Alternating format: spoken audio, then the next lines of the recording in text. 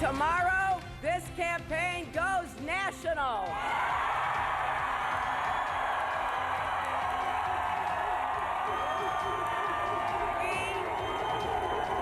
We are going to compete for every vote in every state. We are not taking anything, and we're not taking anyone for granted. That was Hillary Clinton last night, fresh off a huge victory in South Carolina. She heads into Super Tuesday with a lot of momentum. 12 contests in just 2 days. And though he was trounced last night, Senator Bernie Sanders is vowing to stay in and fight. With me on this great panel, former president and CEO of the NAACP, Ben Jealous, who's supporting Bernie Sanders, Congressman Marsha Blackburn of Tennessee, former South Carolina State Representative Bakari Sellers, who's supporting Hillary Clinton, and Republican strategist S.E. Cupp. So, Ben, let me start with you. Sure. That was quite a shellacking last night for your guy. Hillary won with something like 75%. I mean, look, you know, And look, by the way, I'm sorry to interrupt, but look at the black vote there. Clinton 86%, Sanders 14%. You know, and last week it was New Hampshire. Before that, we were dealing with, you know, these first 4 states are strange. The reality is, folks dig in for a very long time. They've talked to virtually everybody in the state. And when you're fighting the most powerful dynasty in our country's politics right now, you should expect that these states will, you know, will be tough. What's going to, I think, really be definitive is what happens in the next week, what happens in the next 2 weeks. Is the movement that's building across the country going to be enough to prove things out? And so we look forward. And Bakari, I refuse to believe that South Carolina is strange, and I just have to say that. No. I have to say that for my political future in the state. I said these. But I will tell you this: I don't. He said all four. All 4 states. I get that, but South Carolina is not New Hampshire in one simple fact. That South Carolina actually reflects a lot more of the Democratic Party. When you get to Super Tuesday, you're going to have a lot of persons of color whose votes will matter and will count. I said that the Democratic electorate does not look as much like New Hampshire and Iowa, and we're beginning to see that. And when you're getting beat 86-14, you have to begin to transition your message. You have to have some intersectionality. You have to be able to talk about environmental justice, criminal justice, and all of those things, and not just what's happening on Wall Street. But the important thing there is in South Carolina, the Democrat vote shrank from where it was in 2012. True. The turnout is down in South Carolina. But that is, and I agree with you, and that is, and as Paul Begala said, that is what keeps us up at night. I mean, it's higher than it was. It's higher than it was in 2004. Fourth state in a row where the Republican turnout has gone up and Democratic turnout has gone down. S.E., do you see that as a sign of trouble for the party, the Democratic Party, to come? Yes and no. Republicans are coming out because the party has framed this race as one about anger, frustration, and urgent change. And the Democratic Party thus far, out of Hillary Clinton, is framing this race as preserving Obama's legacy. Now, that might be the love language of Democratic operatives, but it's not really a turn-on to average voters. They don't care about preserving someone's legacy. They want kitchen table issues discussed. So if Hillary Clinton can, I think, reframe that argument to sound a little bit more like Bernie Sanders, maybe they'll get more turnout, but it's just not that kind of year. Well, you know, and the concern here is that beating Trump has just become the first objective for the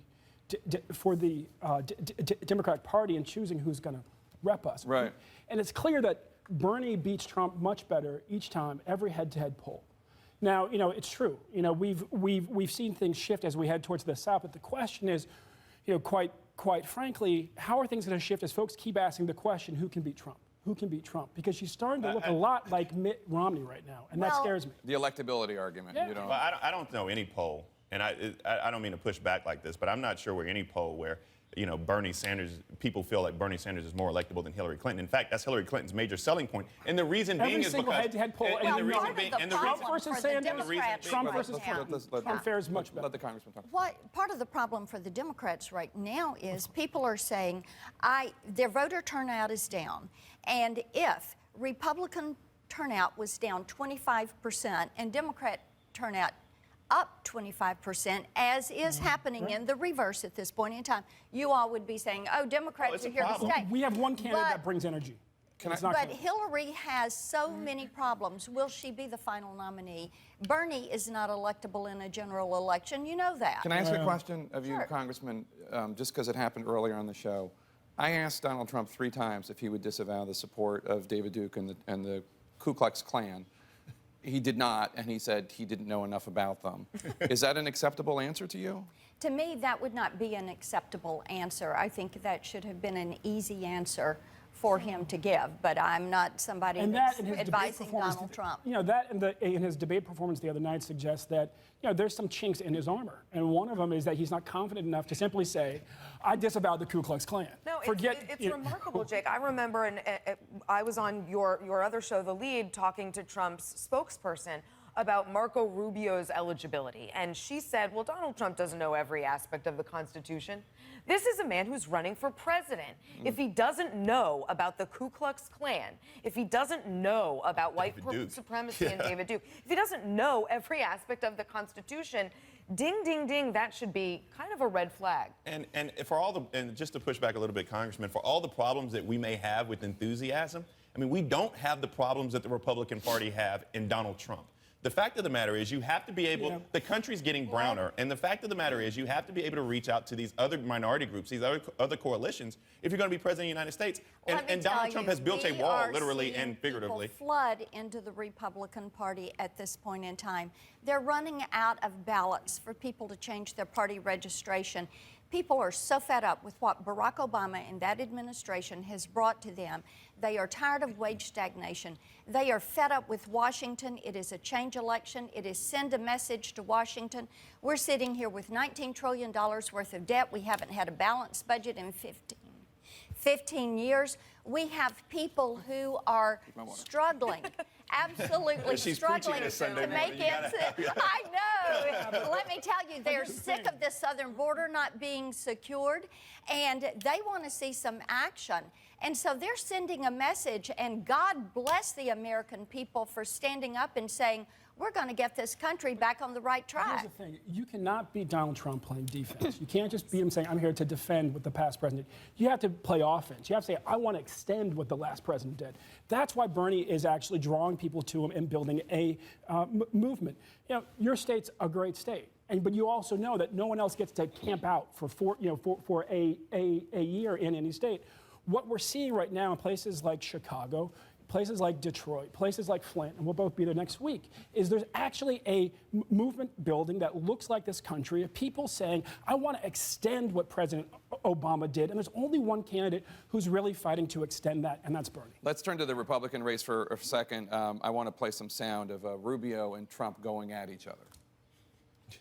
He's flying around on Air Force One and tweeting. So here's the one tweet he put out. He put out a picture of me having makeup put on me at the debate, which is amazing to me that a guy with the worst spray tan in America is attacking me for putting on makeup. It's Rubio.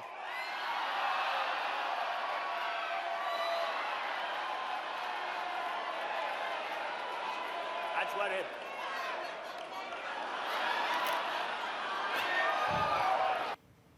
Essie, thoughts? Well, that to me looks like a man, Marco Rubio looks like a man just released from prison, right? He is fine, the handcuffs are off, the governor's off. He's finally saying the things that I think he probably wanted to say for a long time, at the very least having fun. Who knows if this is too little too late, if it plays, if it saves him for Super Tuesday, I don't know. But this has been an election where being good, being moral, being right, taking the high road means you're out in, the first 3 weeks. So he's doing what he thinks he has to do to get through this election in time for Super Tuesday. All right, to be continued. Thanks to our great panel. Super job. Really appreciate it.